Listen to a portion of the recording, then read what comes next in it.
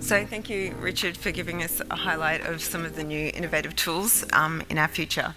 I'd also like to say it's a pleasure here to talk with you today, and thank the organisers for the invitation to talk about the role of modelling on our pathway to elimination.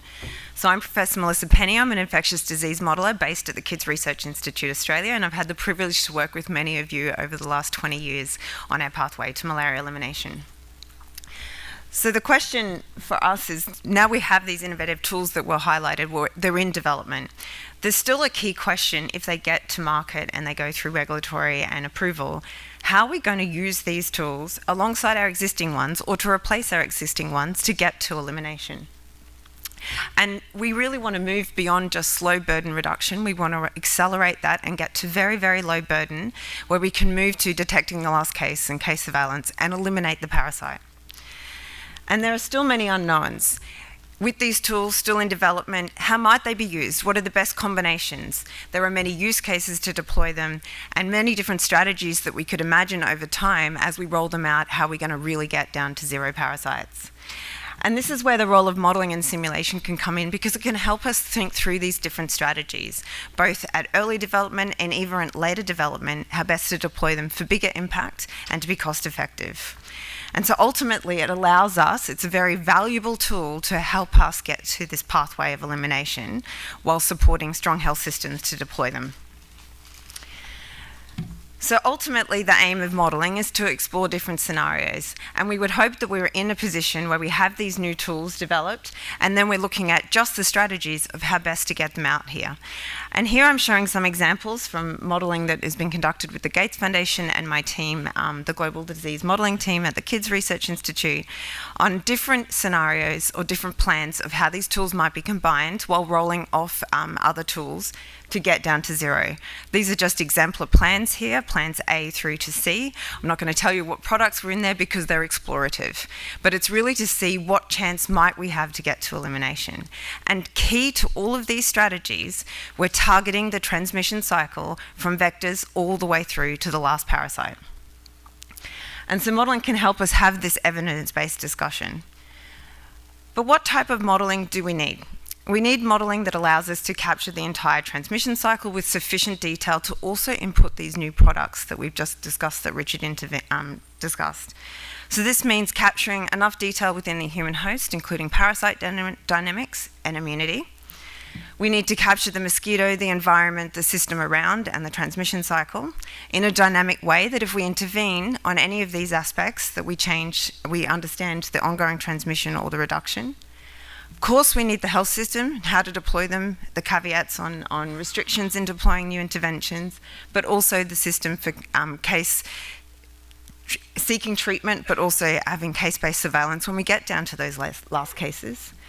And really very important for research and development in these new tools is making sure we've got sufficient information about these tools in our models so that we can start thinking about the nuances of which part of the parasite life cycle are they targeting and how long is the duration of each of those tools.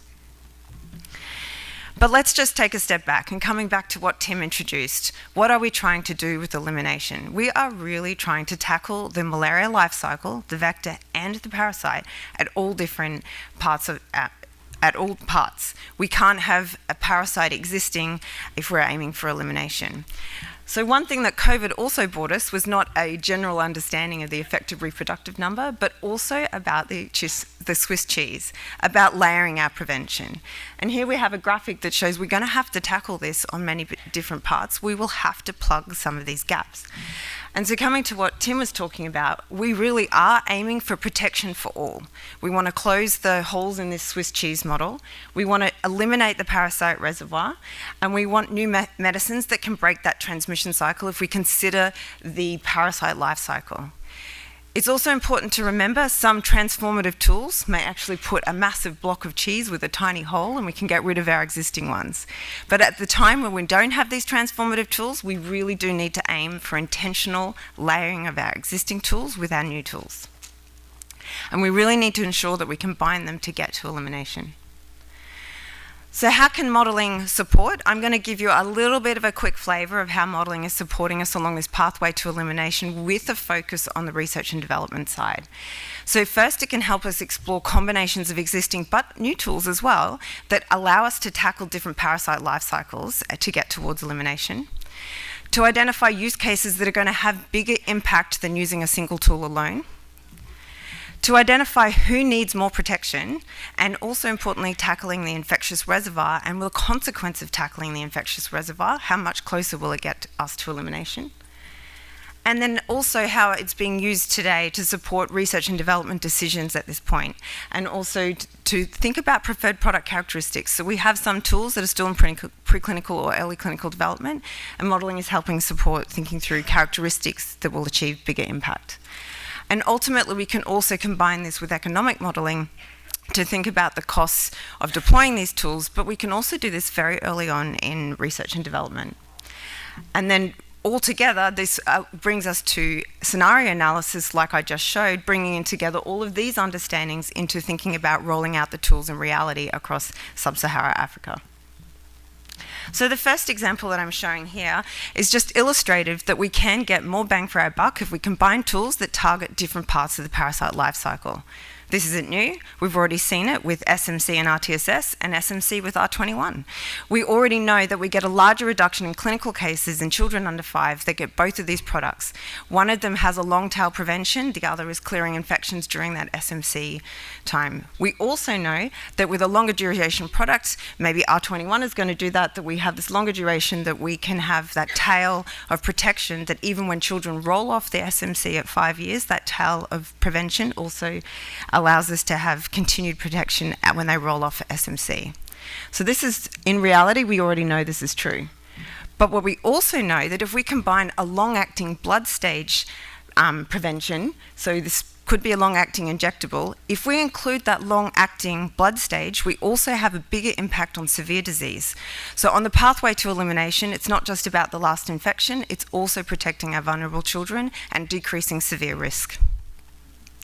A second use case of the modelling is thinking about deploying a product with a simple already existing product, such as treatment and clearing infections.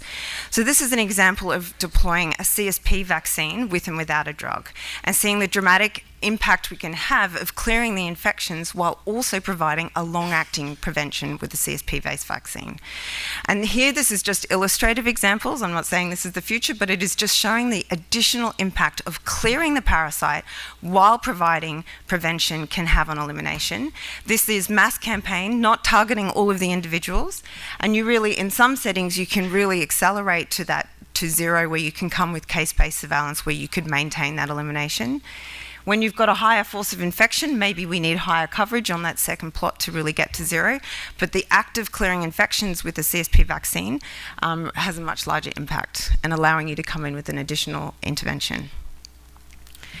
The third example I'm showing here, this is some work from Dr. Joseph Challenger, is showing how we can use modelling to identify who to target with these new products, and also the consequence of targeting the infectious reservoir. There's a lot of modelling ongoing here, so I don't have a huge number of results to share, but we are looking at what happens if you're very deliberate in targeting to get to that infectious reservoir. And this work here shows that the act of targeting a transmission blocking vaccine may have, or a transmission blocking monoclonal, has a larger impact if you're focusing on where the infectious reservoir is. And there's a lot of work ongoing to update the models to make sure we're onboarding new data on those infectious reservoir. There's also a lot of modelling ongoing to see the benefit of extending prevention to school-aged children, not just in averting malaria burden, but also the indirect effects, the community benefits that might be achieved by getting rid of parasites in some of those children who are forming part of the infectious reservoir. Another example is about the use of modelling in research and development, and starting to think through target product profiles. So many of you are aware, when you're developing a product, you set some goals that you're aiming to achieve. A target product profile specifies many of these goals, including safety, also what your cold chain might look like, or how many doses you might be using. But part of your target product profile is some considerations around efficacy and duration of your blood stage activity, for example, or your transmission blocking activity. And what we can do is use models to start exploring the trade-offs between those efficacy and duration requirements that will achieve a larger impact. This is an exemplar work here by Dr. Josephine Malinga here. It's only exemplar just to show you what this looks like.